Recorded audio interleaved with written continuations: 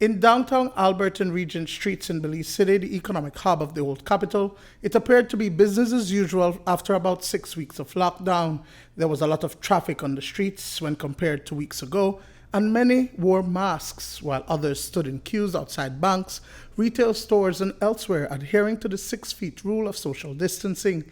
A state of emergency remains in place, but there has been an ease on restrictions in an effort to reopen the economy. And the NOC and the government has decided to relax the SI even more from Friday because we think we have it under control internally in the country to a certain extent so far.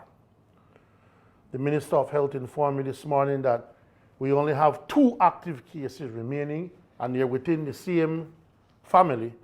So we are confident that we can expand the local economy, the internal economy, a little bit more in a safe way. LPG suppliers, bakeries, markets, 5 to 7 at night. All other businesses can now open from 8 in the morning till 7 at night. Is that clear? That clarification comes after a hiccup over the weekend when well-known fabric store Mikado was closed down by officers for not being authorized to open. And by 11 o'clock, the business had to shut its doors. Today, it was open with its entire complement of staff. Owner Umesh Mahitani says that no revenue was coming in, so they had to send their staff home with half pay. He maintains that they are providing a service, especially during this time. I think they were not quite sure of whether we should have opened or not, but we had a huge demand for fabric. And so we opened up on Saturday, and then we had to close around 11 o'clock or 11:30 thereabouts, and we went about our merry way, and we're open again today, and the same faithful customers, which we always have, came back again today to purchase what they needed. Talk to us about how important this is, the service that you guys provide to the public. Well, I'm glad you said service because that's what it is. It's not like people are buying a lot of fabric. It's a lot of people buying a little bit of fabric, right? So it goes a long way for people. If you buy a yard, you could almost make about 20 masks. So people will buy about 3 yards, one for the front, one for the back, and a little filter in the middle. And with 3 yards, you could make about 32 masks.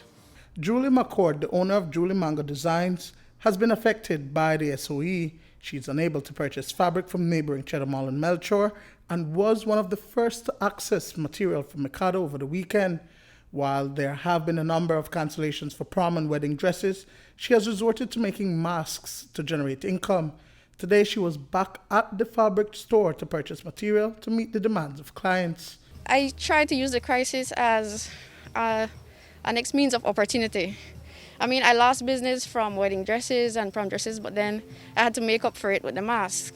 But in order to, I would say, separate myself from other people making masks, I did it slightly differently. I had custom prints on mine, and I had matching head ties. I was receiving a lot of orders, but I was unable to make them, to produce them, because I did not have enough fabric. And then the need for mask, well, I mean, not the need, the necessity for the mask is very important. So as soon as they told me that they were going to be opening, I was probably one of the first ones in line. Most businesses are being allowed to open between non-curfew hours, including cosmetic stores, clothing stores, and others. They are, however, to exercise social distancing guidelines for customers and employees, and patrons should wear masks at all times. Cellular World reopened its doors today at branches countrywide, and they're also adding a new line to its stock. Cellular World is now selling FDA-approved masks and other protective equipment. We are cognizant of the fact that communication is key in bringing back a crisis. No?